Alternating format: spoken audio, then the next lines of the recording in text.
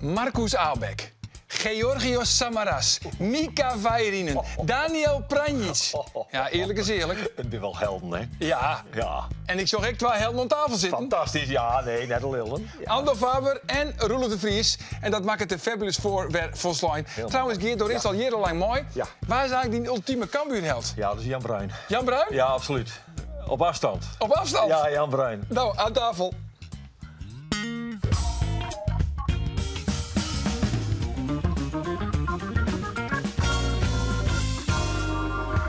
SC Heerenveen had hij een Robin Veldman, een nieuwe trainer en Cambuur maakt het hem kleer voor die spannende eindfase van de competitie. Mijn naam is Arjen de Boer en dit is de Sportcast van Omroep Friesland. Maar och jongens, we zijn nog aan het nagenieten.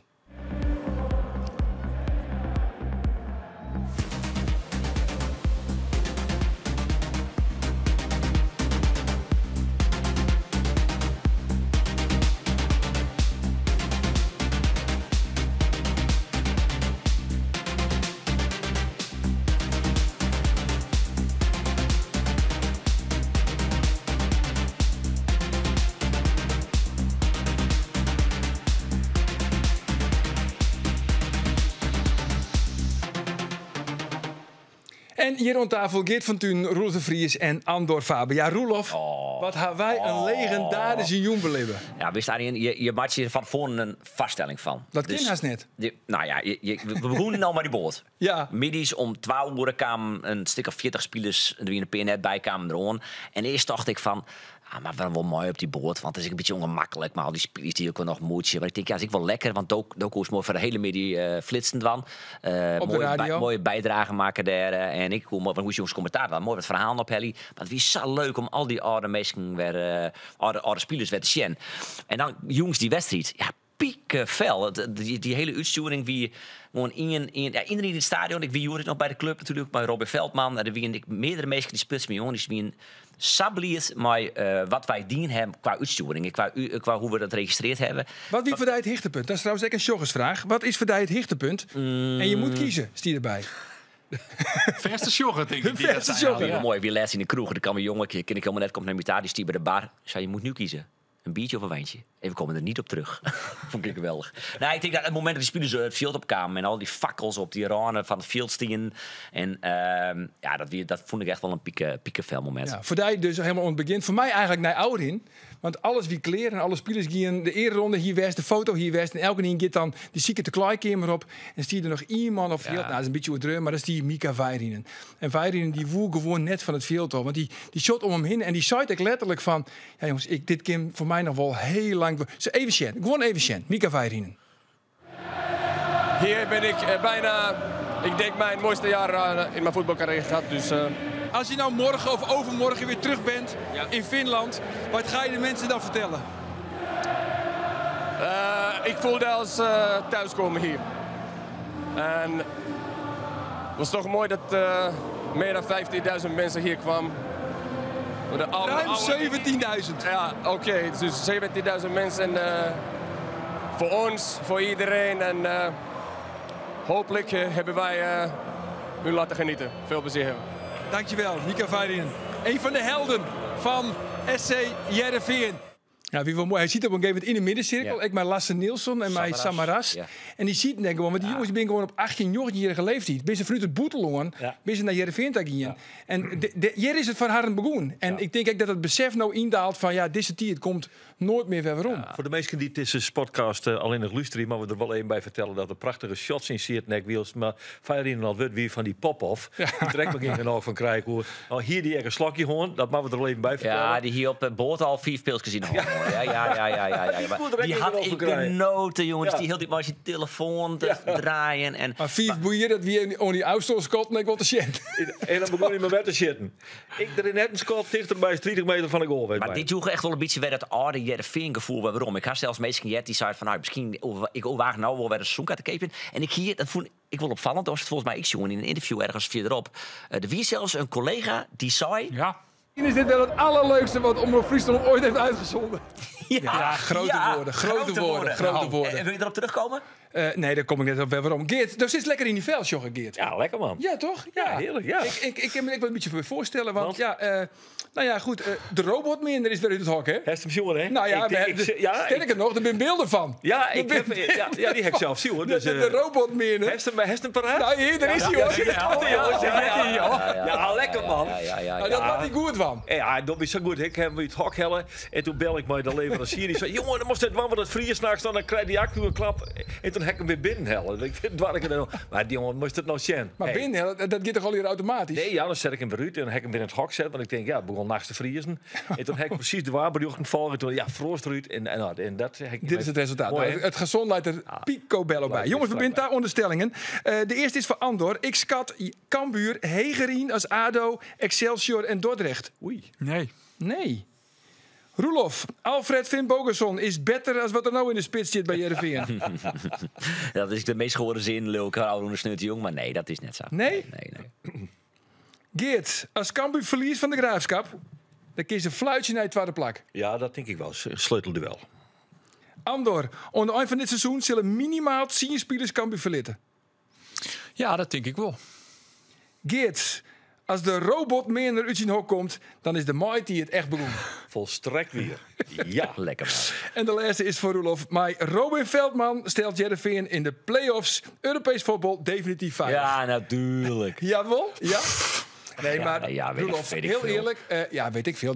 Hij maakt werken met de minste selectie van de 133. Wat voor tovenaar is Robin Veldman, jongens? Maar dit is de nieuwe tovenaar van Heerenveen. Ja? Ja. De tovenaar van Magnesse. Ja, zeker. Nee, zeker. Maar goed, heel eerlijk. Hij heeft natuurlijk net een heel soort ondervinding op het hoogste niveau. Nee, op het hoogste niveau net. Inderdaad, die nuance komt er wel bij. Maar het was is dat hij... Dat is toch redelijk belangrijk, of net? Ja, maar hij werkt toch ook nou bij Club Brugge dan net op het hoogste niveau. Dus is maar de druk en het omveld dat hij net. Maar de processen bij onder 21 die binnen hetzelfde als bij het eerste. Ja, Dus kom op, jongen, mijn jongen, groep die om die een training Jan het interim bij het Anderlecht Anderlecht, geweest. Europees voetbal. Ja, het is interim hard proces, 6 wedstrijden als interimmer bij Anderlecht. Ja. En op het tweede niveau van Schotland bij Queen's Park. Na 21 wedstrijden kregen de dien. ja. Ja, dat is het verhaal met Marijn Beuker die daar ik zie het. En dat werd allemaal, er wie een project, er wie heel veel mogelijk en in wie er niks meer mogelijk. Dus ja, dat is hem net echt weer aannemen. Maar ja, daar leer je wel een soort van. Ik denk dat het een gouden greep is. Echt? En waarom denk je dat? Dat denk ik. En dit past. En waarom past het? Ja, dat is Onderbuikgevoel? Als je uit onderbuik van, maar ik neem het intuïtie. Ja, dat is mooi. En dat vind ik een mooier woord en dat past ik beter bij mijn leven. Ik ben een intuïtief levend mens. En dat komt ook heel vaak uit. Ik denk dat het goed is met die bruggen houden. Die met de bijbleven, die lamellenboer, hè, van Dijs. Nee, maar die blootek. Want ze binnen importeren, maar we bij de directie. En ze wouden eerst, misschien komt er nog wel een nieuwe assistent. Maar Safir, ik begrepen, ze binnen een onderhandeling, nou met Brugge. Ja. Maar ze wouden eerst Veldman vastlezen. Ja. En dan komen de parteren bij Brugge. En ze worden eigenlijk allebei bij elkaar veertig. Heel goed. Met Brugge en Brugge met Ik had vanmiddag nog vragen gesteld aan Robin Veldman en aan Johan Hansma. En dat is dat Jouad Boufara, die zit er nou nog bij, samen met Joey van den Berg. Maar Jouad Boufara gaat vod. En die gaat bezig met als coach betaald voetbal. Kijk, dat is Henk Brugge. Maar Mattie Fort of Litsum Geen? Nee, die gaat zelf vod. Die had zo aan Ian die tekenen en dan Litsum Geen. Ik denk dat de kans groot is dat ze Joey van den Bergen bijhouden. Nog beter. Heel goed. Henk Brugge is ik een man. Henk Brugge net? Die dat contract erin te houden. Dus dat gesprek mag nog wel plak vinden. En dan moet ze natuurlijk nog wel uitkomen. Ik ga er wel vanuit dat ze hebben wel de eerste parteren. Maar Henk Brugge is wel iemand die ik maar coach betaald voetbal bezig is. Dus die zal net altijd maar 100% fulltime bij de club bezig zijn. Joey van den Bergen erbij? Nou ja, Joey van den Berg. En dan nog een derde persoon, denk ik, dat erbij komt. Nou, prima. En wie weet, wordt dat wel Ronnie Pander of Johnny Jansen? Wie zal het zeggen? Johnny Jansen. Johnny Jansen net. Anders nog kennen. Timo Klompen. Je weet het niet. Timo Klompen. Ze zit op goede spoor nou. En dit is, jongens, dit is 100 keer beter als de Van Persies en de Van Bastens van deze wereld niet doen. Want het klikt net, het is het net. Dit is, dat hij hem nog sneurt, jongen. Ik heb op televisie... Oh jongens, telefoon. Die onderbreekt Geert van Tuinen. Ja, dat weet ik niet. Hallo. Hallo, waar is er nog een telefoon? Hallo? Met wie spreek ik? Goedenavond, Robin Veldman. Zo, het is Robin Veldman. De naaie trainer. Het is gewoon een naaie trainer. En een lofzang van de heer Van Tuinen net over Robin Veldman. Hij belde opeens in. Allereerst van harte gefeliciteerd. Van harte lokwenske, Robin. Hartelijk dank, hartelijk dank. Ja, jaren geleden, kunnen we trouwens in het Friesland of in het Nederlands? Jo, in het Friesland. Nou, mooi man. Kijk eens, en zij denken, Ik zei toch? Ja, ik hoop het hoor. Ik heb Dit zei ik. Ja, dit is wat ik zei. dat is wat ze zeggen. Stel, hij komt uit Flevoland, Mark Nesse. Dus ik vreeg een familie, waar Omroep Flevoland, die achter mij, die wie ik. En toen zei ik van, heb je nou eigenlijk meer met Friesland dan met Flevoland? Nou, Flevoland is daar eigenlijk niks, een beetje plat. En die jongen die achter wie van Omroep Flevoland, die kroop steeds meer in elkaar. Zo van, wat doe ik hier eigenlijk? Oh jee. Almere City is nu al getriggerd. Maar goed, Jerelien, Robin, bist al voortgien als jeugdtrainer. En nu kom je dus weer waarom als haartrainer. Ja, de Hestel vaker zei, maar is dit echt een dream die het uitkomt? Ja, een droom, een onderdeel van een droomachtige carrière, denk ik. Ja, ja, maak je die verhalen. Ik hoop dat het nog een heel mooi vervolg gaat krijgen. Maar dat ik nu terug mag komen is wel heel mooi, ja. En wat voor vervolg moet er achter Woy komen dan? Nou ja, eerst dat Heerenveen een volgende groei gaat maken. Met spelers en speelwijze en een Kolkert Abel-Enstra. En dan komt natuurlijk ook automatisch dat het voor spelers goed is, maar ook voor de coach. Ja. Waar Jos er nou eigenlijk het meest naar uit? Nou, eigenlijk wel de eerste thuiswedstrijd over 2 weken. Tjen Willem II. Ja. Ja, en wel is er een specifiek moment dat de allereerste keer uit de catacomben en dan Jos om die heen à la Mika Vairin en dan denk je van potverdikke me, wat is dit mooi? Dat verwacht ik wel, ja. Ik heb het bij Anderlecht zo meegemaakt, maar ik denk dat het nu nog wel wat intenser zal zijn. Ja, hey, want er is misschien ook een beetje kritiek wil ik het nemen, maar hoe Jos toch zelf naar het feit dat je nog een heel soort ervaring, dat je net een heel soort ondervinding hast met het coachen op het allerhoogste niveau? Ja, dat gaan we ervaren. Kijk, ik heb natuurlijk wel met Anderlecht 2 Europese wedstrijden gedaan in de Conference League. Ik heb Anderlecht natuurlijk in de moeilijkste periode heb ik moeten sturen. En ook met de belofte van Anderlecht en ook de belofte van Club Brugge hebben we bovenin in de tweede divisie van België gespeeld. Dus ik denk dat het allerhoogste niveau is inderdaad onervaren. Maar als je het hebt over leiding geven aan talentvolle teams en een speelwijze introduceren, dat tot nu toe heel goed gegaan is. Ja, en wat wordt aan die speelwijze? Ik hoop heel attractief, hè, waardoor niet saai rondspelen van de bal en maar wachten tot de tegenstander komt. Maar ik vind dat we met een hoge intensiteit moeten gaan aanvallen en de goal van de tegenstander onder vuur moeten kunnen nemen. Het wordt weer spektakel in het Abelense stadion. Ik denk dat dat een heel groot onderdeel is geweest van het succes van Heerenveen. En dat samen moet komen met een speelwijze, ontwikkeling van spelers. Maar daar hoort ook wel een directe speelwijze richting de goal bij. Ja. Geert? Ja, Robin, we hier het niet krijgt even over de staf die er bij die komt. Neemt toch echt nog 1 of 2 zelf mee? Ben er nog afspraken doen maken of helemaal net? Er zijn geen afspraken over dat ik iemand meeneem. Maar dat we gaan kijken naar de beste invulling van de staf, dat is helder. Maar we maken met deze staf sowieso het seizoen af. Oké. Maar ja, dit seizoen duurt, het is zowat clear. En dan moet er, neem ik gewoon al wat afspraken maken we rode tak op seizoen. Hoe komt het bij Gelies met Henk Brugge? Hoe is het hoor? Nou, eigenlijk valt hij onder die regel. Hè. Henk is in gesprek met de club over het verlengen van zijn contract in de rol die hij had bij Robin van Persie. En Henk heeft natuurlijk gewoon ook die is gaan staan op het moment dat Robin van Persie vertrok. En dat heeft hij met heel veel passie en met energie gedaan. Dus ja. Ik vind ook zeker dat we heel dankbaar moeten zijn voor wat hij gedaan heeft. En dus ook het respect verdient om eerst goed te ontdekken hoe we gaan samenwerken. Niet gelijk een erehaag, hè, Robin? Dat zou ik niet doen. Nee, daar ben ik ook wat te nuchter voor. En je bent al een maar keeperstrainer Hakjet. Kun je even vertellen wie dat wordt? Ik niet. Maar Johan is aan het kijken naar de juiste profielen. En als die gevonden zijn, gaan we samen in gesprek. Maar die is er dus nog net. Jammer, hè? Ja, die nieuwe keeperstrainer is er nog net. Op dit moment leidt Jan Bekkema de keeperstrainingen. Oké. En ja, de hast natuurlijk Roelof heel heeg als journalist. Heel heeg. Laat even stil te vallen. Dat hadden wij alle jaar. Maar Roelof, die het ik wil zijn, dit Jereveen is het minste van de Oranje 3 Hoe geeft toch mij dat minste Jereveen toch die play-offs halen? Nou, ik denk dat het heel goed en duidelijk is dat we realistisch zijn in hoe we willen spelen. Dus niet naïef in overdreven rondspelen van de bal en kleine korte paasjes spelen. Hè, dat je Guardiola wil nagaan doen. Ik denk dat we heel goed moeten kijken naar de analyse van de kwaliteiten van de spelers. En van daaruit ook een heel realistisch speelplan moeten gaan maken om naar boven te kunnen kijken. En ik denk dat dat voor nu heel belangrijk is. Ja, en als we iets geleerd hebben van de prachtige wedstrijd van Aron en Sneur, Robin, dan weten we, schiet hem goal, man. Al gaat die 50 meter nou is het een spektakel. Popov. Maar Als stift hij er geweldig in, is het nog leuker. Finn Bogason uit de pensionaal, hè? Ja, waar wie eigenlijk, want dat was natuurlijk een geweldige wedstrijd, Oude Sneun, 30 hier Abelense stadion. Heeft u eigenlijk zelf ook een persoonlijke favoriet in het verliezen van die laatste 30 hier bij Heerenveen? Van de laatste 30 jaar bij Heerenveen. Nou, kijk, het komt ook omdat ik goed bevriend ben, maar Jeffrey Talan is natuurlijk wel een sieraad geweest. Zeker, zeker. Goed aan de bijwijzing, die assistent bij Oranje. Over assistenten gesproken. Nou? Nou, Joe Boufara stapt op. Jeffrey Talan weer terug van Almere naar Heerenveen. Hebben wij een primeur? Jullie hebben geen primeur. Nee. Jammer. Maar hij is wel een optie. Jeff heeft natuurlijk een Heerenveen-hart, hè. Daar hoeven we niet voor weg te gaan. Maar Jeff heeft ook een contract bij Almere City. Heeft gesprekken met Almere City. Wij moeten heel goed kijken hoe we complementair kunnen worden en zijn in de staf. Dus dat is voor nu nog niet duidelijk. Ja. Nou goed, komende snijn, kwartier tolven. De uitwedstrijd in FC Utrecht. Je debuut in de Eredivisie. Laatste vraag, want dat is eigenlijk het hele seizoen al een issue. Waar zit er op de goal? Mickey van der Hart of Andries Noppert? Ja, geef ons nou in ieder geval 1 primeur dan. De keeper staat op de goal. Een keeper staat op de goal. Jan Bekkema. Jan Bekkema, toch Jan Bekkema. De Hans Vonk is nog fit, zag ik. Ja, die keept het nou serieus echt goed. Hans Vonk? Ja, toch? Ja, zeker. Ja, zeker. Vonk was goed, Die hè? ging Maakt indruk. het schot van Geert Arend. Ja. Ja, Ook? Ja, dat was niet misselijk. Ik zou sowieso Finn Bogason benaderen. ik ook. Ja, ik heb zijn nummer, dus ik ga hem een berichtje sturen. Oké. En Popov voor de sfeer. En poppen voor de sfeer. Dankjewel, Robin Veldman.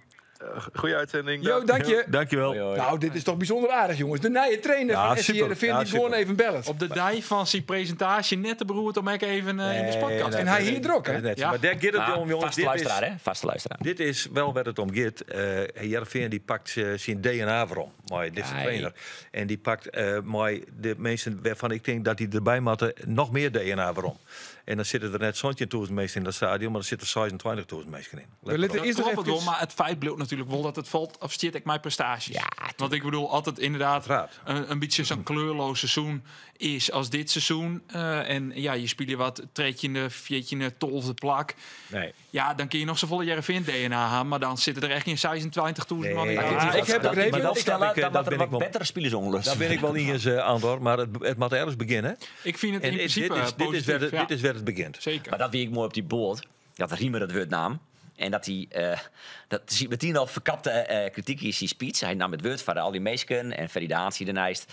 En ze, nou, maar moet je eens kijken hoeveel goede spelers hier zijn. En, maar laten we eerlijk zijn, daar moeten we ook weer naartoe willen. Dus laten we hopen dat de club weer net zulke goede spelers als in het verleden aantrekt. Want je moet me lekker de sneeuw weer Ik liep naar ouder van de wedstrijd, ging ik naar Foppe de Haanta. En toen zei Foppe, ja, ik heb nou wel spitsen die de gypty ingingen. Ja. Zo nou, dat Finn Bogason. Die ging wel de gypty. Marcus Aalbeck. Oftewel Lukovic.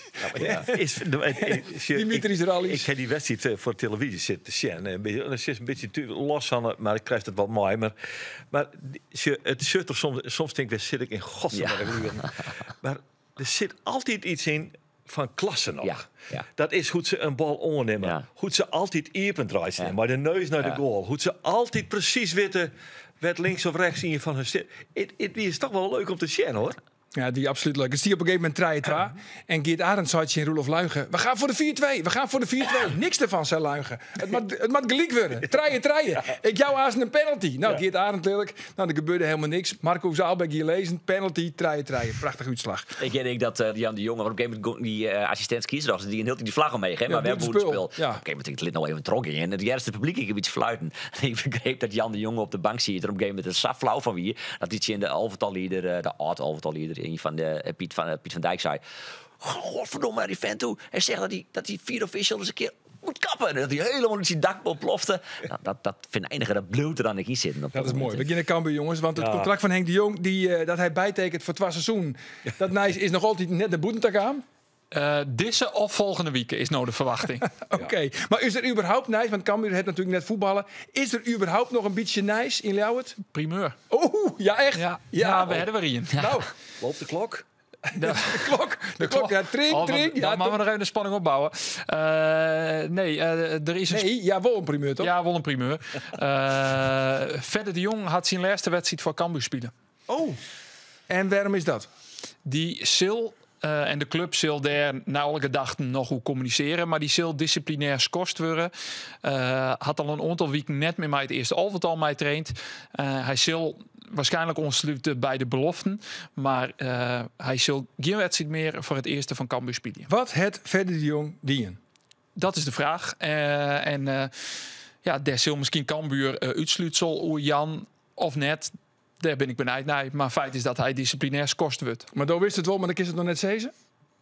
Dat is een goede geervetting. Oké, ja. Maar hij heeft dus wat dienen. En Verder de Jong, die voetballen dus net weer van Cambuur. Klopt het. Oké, nou ja, dit is wel nice. En hier in de slotfase dat je eigenlijk elke nieuw wel broeken kind, toch? Ja.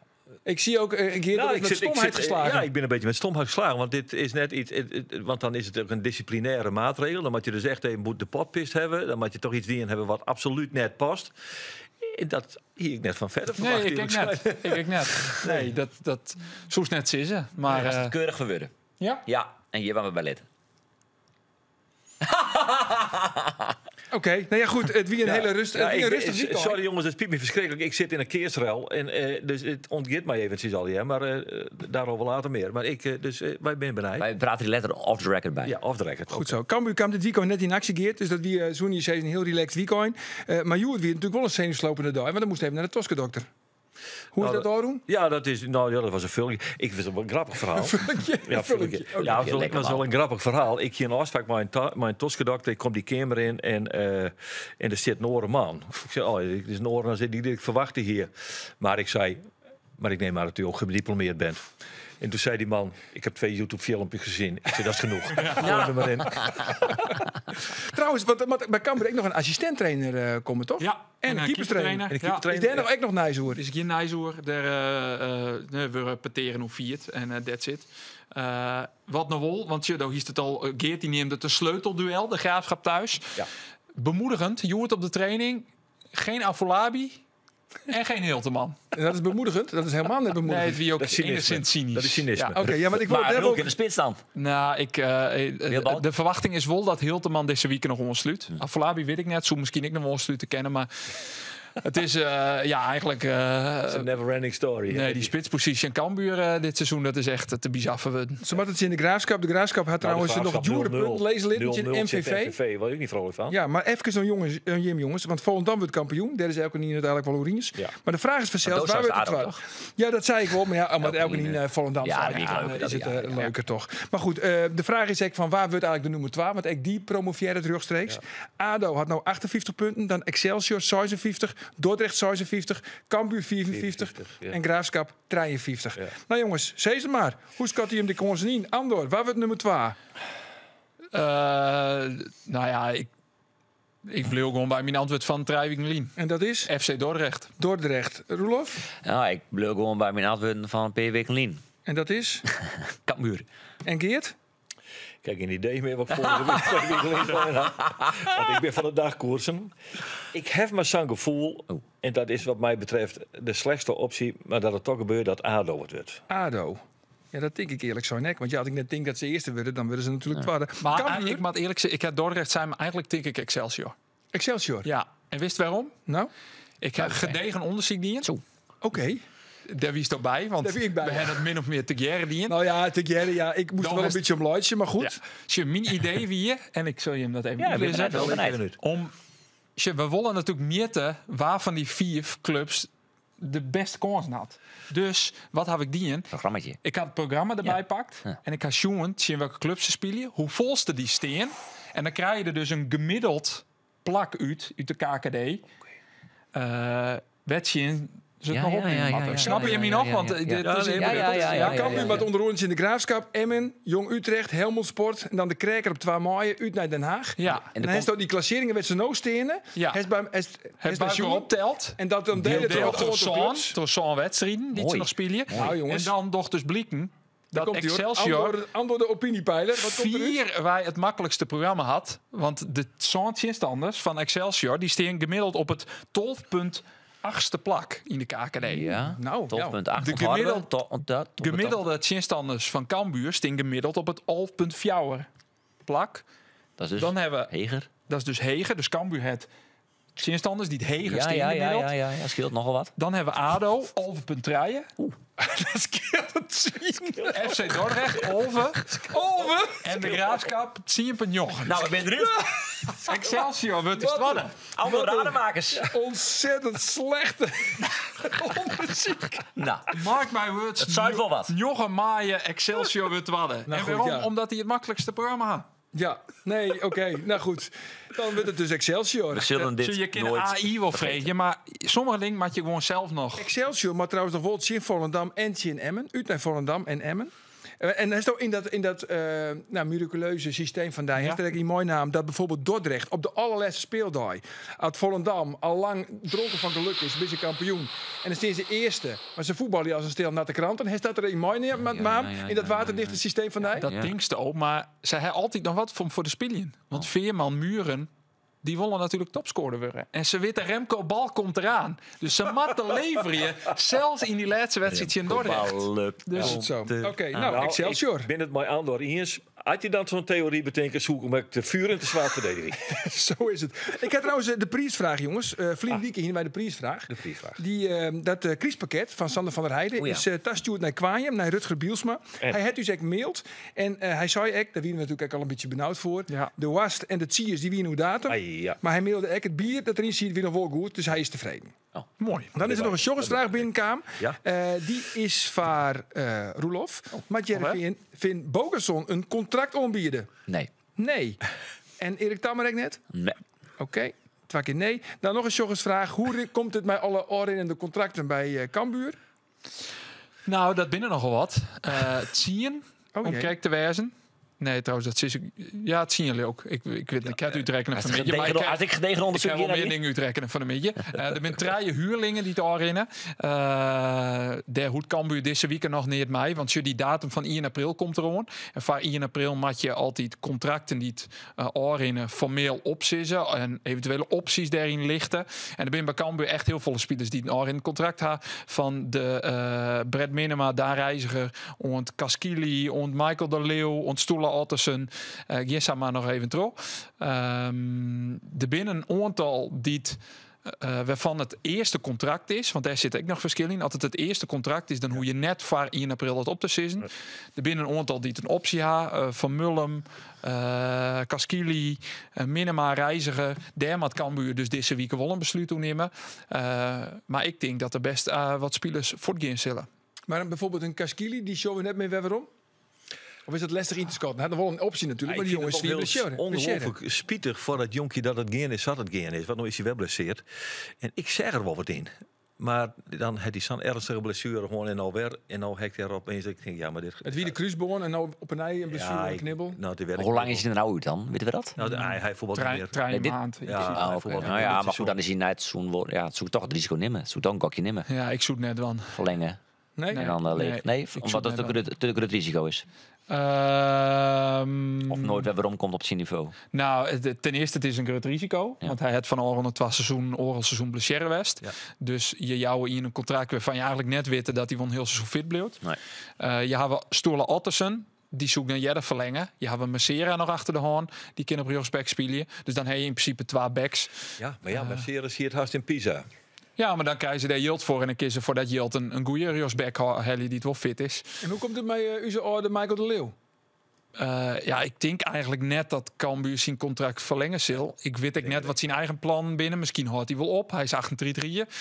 Maar dat zal ik hem van een week eens even vregen. Maar ik denk dat, en datzelfde je voor Kieftenbelt, dat zijn spelers die Cambuur in principe dit seizoen heel bot holpen maar. En ze zien ook al jaar dat die spelers weer hebben. Ik vooral Boetnesfield binnen de kleedkamer.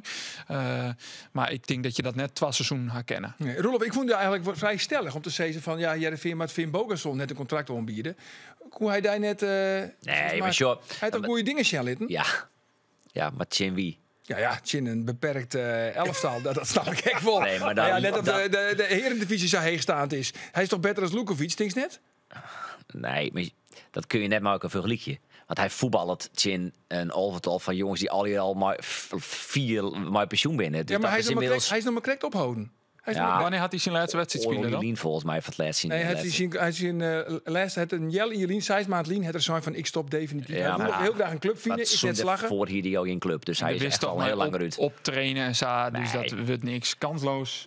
Maar wie won een heel mooi doelpunt. Een fantastische goal, dus laten we die maar vasthouden. Ja, dat is toch een mooie wordt het net. Nee. Mooi wordt het net. Nee, laten we dit vooral koesteren. Ja. Trouwens, weer heel grappig. Nog ook grappige verhaalsprutsen. Ik wie op die boot, de Freezing Queen. Ja. En daar wie natuurlijk ook Afonso Alves. Ja. En ja, in het verleden hingen wij Afonso Alves. En Afonso Alves die praat Portugees. Maar ja, dat liep een beetje op Spaans. Maar ja, mijn Spaans, nou ja, hoort net door. Duolingo? Braziliaans Portugees liep het net op Spaans, kan ik die vertellen. Nou, het is een beetje Spaans. Portugees is een dronken Spanjaard. Het liep meer op Chinees. Ja. Maar Victor Elm, die went in Wurg op Mallorca. En Victor die zei mij van, ik praat wel een wutje Spaans. Ik zei, nou, dat komt goed uit. Ik maak aan een interview doen op de radio. Dat is toch mooi vertaald. Nou, even Sjen hoort het gier live op de radio. Hilarisch. Laten we het net vieren. Ja. Maar vraag jij eens in het Spaans aan Afonso van hoe fit als hij is. Ja, mijn Spaans is niet goed. Maar ik denk dat... en het is heel moeilijk om te wisselen van een taal naar een andere. Ja. Zal ik het anders proberen? Ik heb een ja? Oké, Afonso, como es estar de vuelta? Estou sentindo sentimento muito bom estar aqui de volta. No estádio onde eu fiz bastante história. Vai ser prazer pisar lá de novo e rever os amigos. Ja, dat is altijd mooi. Dan bedenk je een vraag, Geert, en dan stel je hem in het Spaans. Maar je hebt geen flauw idee wat hij dan eigenlijk met waarom zei. Heb jij het begrepen? Nee, het was ook Portugees. Dus dat snap ik helemaal niet van. Dat is hilarisch. Ja, dat is toch hilarisch. Geen idee wat hij zei. Dat was wel van de diepte-interviews, hè? Wie van de morgen op training? Afonso Alves, meisje zoon. Had denk ik net zo volle talent als in Heid. Maar oké, als je vrouw, vriendin, weet ik net. Maar ik zei... van die foto? Toetibijn, zei ik? Toetibijn. Je weet het. Ja, hoe gaat het? Hoe gaat het? Nou, goed, zei hij. Moet je binnen. En toen weet ik hij wie weer eventjes op Squatterwoord. Werd hij vroeger... Ja, eigenlijk... Nou, leven net kwam. Had het dan kort wie en hudde wien. Dan had ik gewoon geen zin om te trainen. Maar hij wie nou echt... Hij is een hele aardige kerel. Ja, hij ken ik wel een beetje Engels, hè? Ja, Tjinwillig wel. Ja. Toen net, hè? Toen echt net. Maar nu letter bij Middlesbrough. Ja, moest je natuurlijk wel. Moest hij wel. Dus, maar goed, zo'n heldenwedstrijd, Geert. Zo dat net wat wezen. Dat was perschef, toekomstig perschef bij Cambuur. Commercieel directeur. Zo dat net wat wezen voor Cambuur. Ik moet je eerlijk zeggen, dan verbeurt nou precies wat ik sneur de jongens hier te denken. Ergens komt er in juli, nog iets bij Cambuur van, nou ja, naar je stadion, et cetera. Hebben we weer een primeur? Oh jee, ik weet het net. Er komt iets van. Nee, maar ik wel. Want ja, als toekomstige medewerker van deze club wil je toch iets eerder in zijn over dit soort interne zaken dan bij je. Maar dat is nog een keer zo. Maar ik maak een wedstrijd, maar spelers. Nee, ik weet totaal net wat. Maar ik eerlijk zeggen. Maar er wordt toch gewoon iets. En toen dacht ik sneur, maar ja, dit is het natuurlijk. Dit is het. Cambuur maar echt zo'n heldenwedstrijd. Cambuur had van een jongetje. Je hebt 3 spelers die er wijzen matten. Ik heb een speeltje vandaag, Geert. Ik heb een speeltje. Een speeltje. Ja, gewoon leuk. Die vraag leuker nog. Nee, die vraag vind ik net leuker nog. Dan was het heel kies. Ja, eigenlijk, we gaan op zoek naar die ultieme Cambuurheld. Nou ja, eigenlijk weten we het al. Ja, maar dan kies je nog op een oor idee brengen. Nou, waar weten we? We beginnen makkelijk. Remco Balk of Michael Kieftenbelt. Dat mag heel goed kiezen, hè? Waar is beter? Remco Balk, Michael Kieftenbelt. Balk. Remco Balk, Johan Abma. Johan Abma, Willem van der Ark. Godverdorie. Zo. Johan Abma. Johan Abma, Mark de Vries. Ja, Johan Abma. Johan Abma, Bartholomew Okbetje. Okbetje, Johan Grote. Okbetje, Carlo de Leeuw.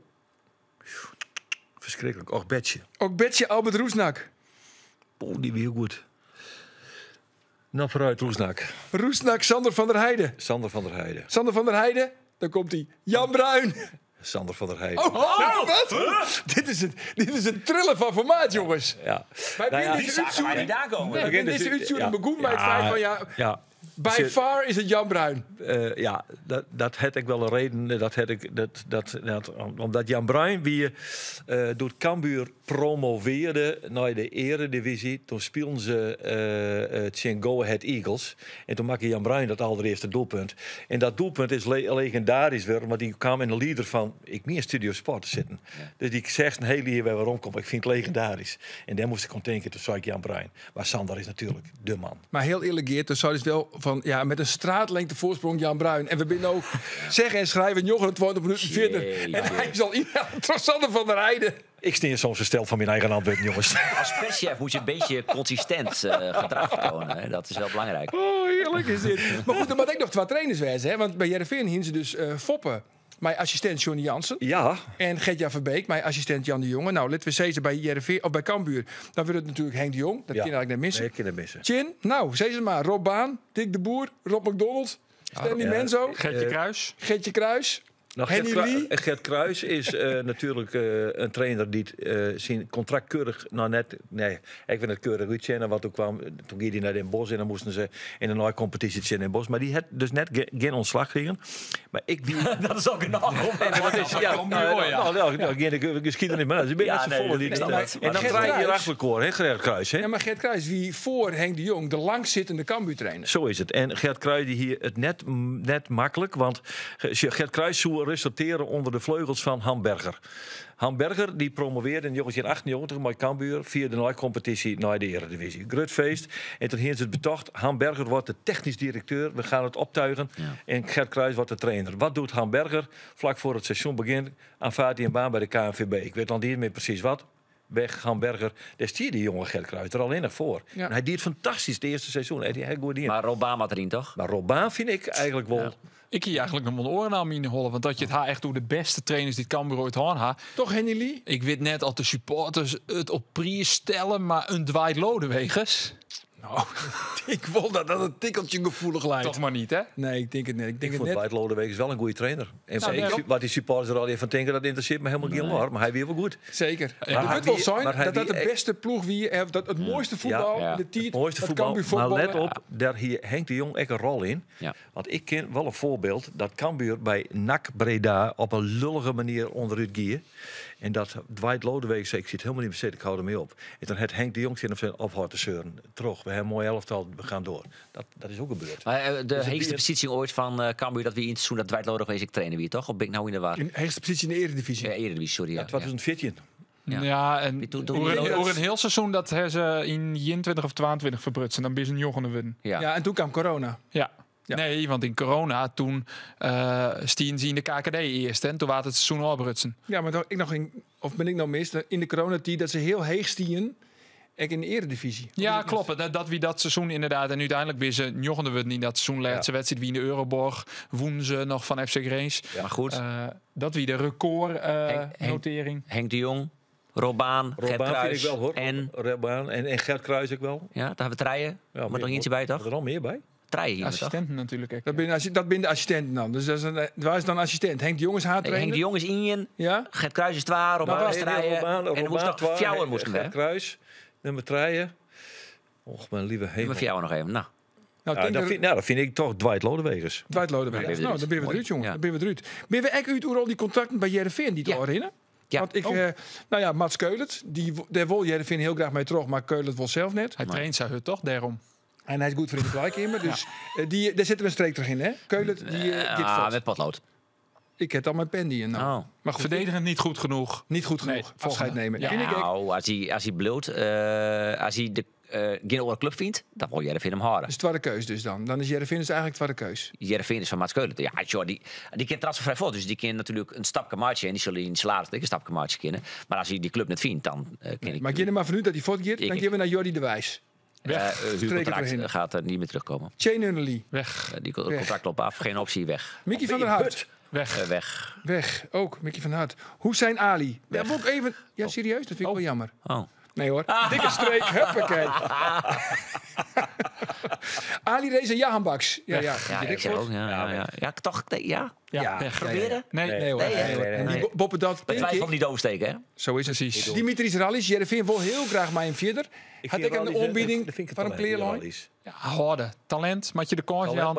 Ja, ben ik mee eens. Robin Veldman, beetje kneden. Precies. Ja, 19 dus. Even een goede party ontzettend graag. Dus Rallis mij bljouwen. Dan hebben we nog jongens die het hier binnen. Ja, dat is nog Sebaoui van Feyenoord. Lukovic. Ja, die gaan allebei dek voor. Ja, Lukovic, die kies ik net keepje. Die, je zou het niet verwachten, maar die had wel een hele hege transferwaarde. Dus die krijgt dan weer een kans bij Strasbourg. Of misschien bij een oorclub. De transferwaarde, 4 miljoen zit er op. Ja. Hoe is het mogelijk? Sebaoui, die komt bij Feyenoord natuurlijk ook net onder bak in dit geval. Nee, maar het dan bij Jereveen, hij had wel wat natuurlijk. Hij had een goed score, had ik wel. Ik snap echt net, want wij hebben volgend seizoen bij de Dordrecht jongen. Ik snap echt net dat er net uitkomt bij Jereveen. Nou ja, dat gevoel ga je een beetje. Nee, en dan krijg je een beetje het gevoel dat straks gaat er dan naar Heracles of zo en als speler erin. Dat gevoel krijg je er wel een beetje bij. Die kiezen wel harder, hè?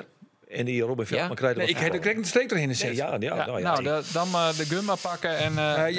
wij komen daar toch alle weekend? Wij binnen Jereveen-watch, ik zet er een streep. En nog een streep. Allebei. Wij hebben ook niks te vertellen in dit verhaal. In dit verhaal eigenlijk net.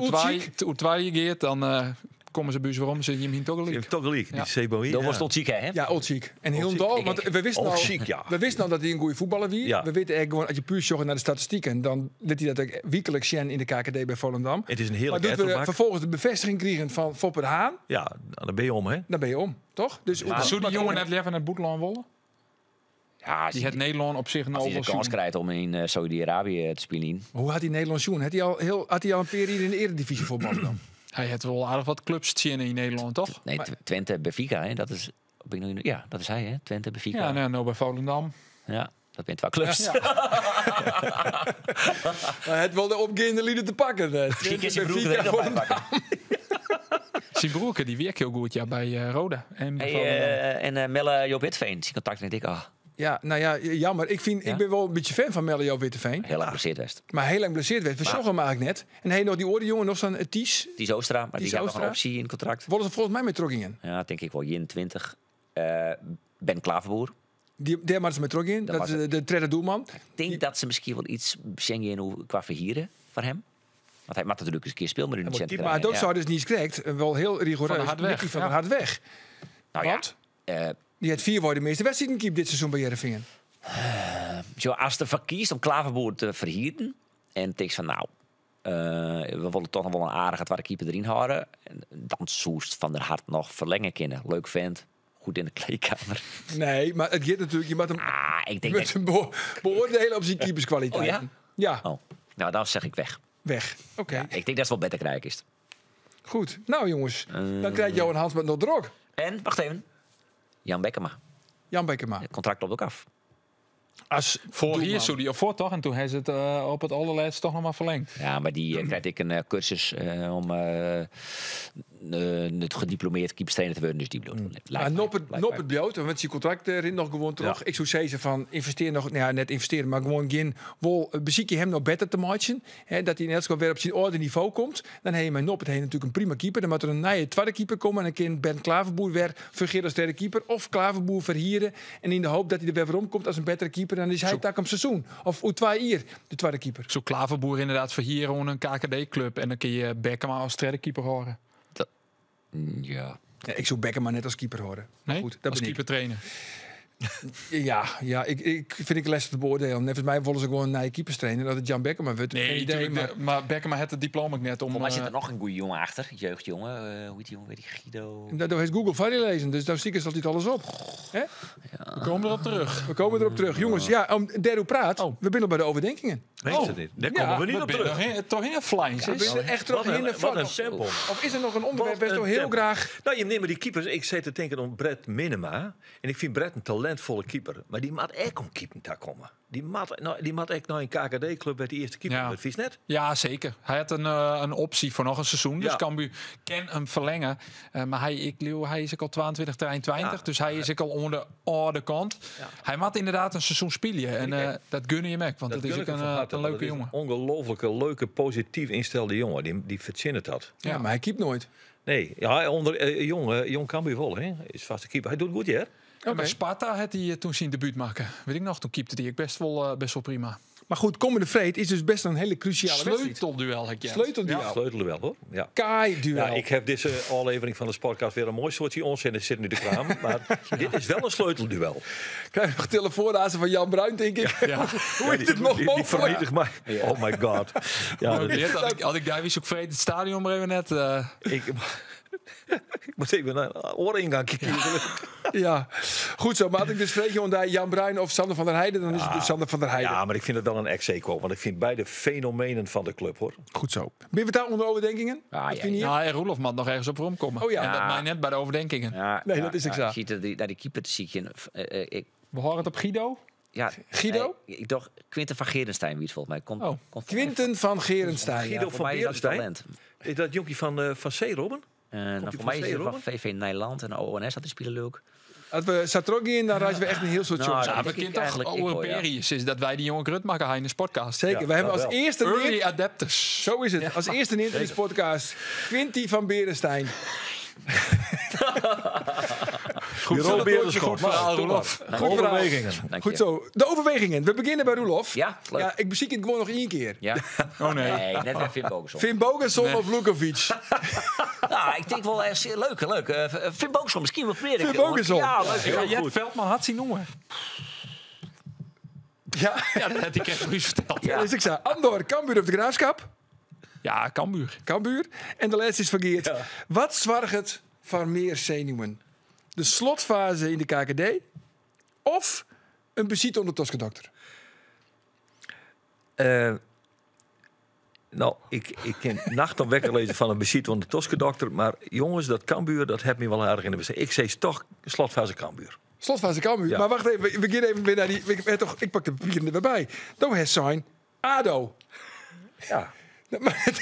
Dat is nou weer... We komen nou bij waarom. Het is nou weer Cambuur. Nee, maar ergens eindigt het, maar er zit natuurlijk... Je werk je in het Er zit een opbouw in. Het is een opbouw in. Ja, nee, maar ik denk dat uiteindelijk ADO aan langs de eindelijk. Maar dat wil niet zeggen dat het spannend wordt. Nee, let op. Het wordt heel spannend. Het wordt razend Is spannend. nou wat vertellen jullie naar je functie? Nee, dat ken ik Ik ga niet. Jet en Nog wist Wienerkes Ja. deze week peteren.